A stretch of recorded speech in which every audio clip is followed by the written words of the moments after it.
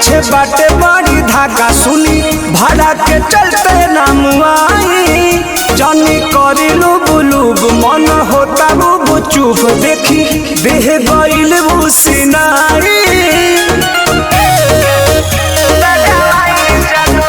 हमके जगह चाही फाका पीछे बाटे बड़ी धाका सुनी भाड़ा के चलते नाम आई जानी करी लुब लुब मन होता बुब चुप देखी देह गईल बुसिनाई हमरा कया बही बैठाई जातो जी हमरा कया बही बैठाई जातो जी गर्मी से लस लस भइल शरीरिया टेम्पू में पंखा लगावाई जातो जी गर्मी से लस लस भइल शरीरिया टेम्पू में पंखा लगावाई जातो जी लगा लीजिए।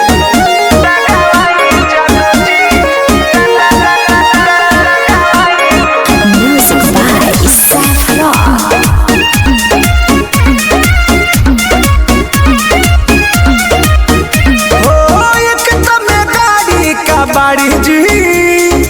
भूसल खटू से ना सवारी जी ऊपर नीचे तो सब झूलल बा राहुल पाछा के डाला खुलल बा दोसर गाड़ी लोन पे उठाई जादो जी दोसर गाड़ी लोन पे उठाई जादो जी गर्मी से लस लस भइल शरीरिया टेम्पू में पंखा लगावाई जादो जी गर्मी से लस लस भइल शरीरिया टेम्पू में पंखा लगावाई जादो जी। वाह जादो जी ये क्या है?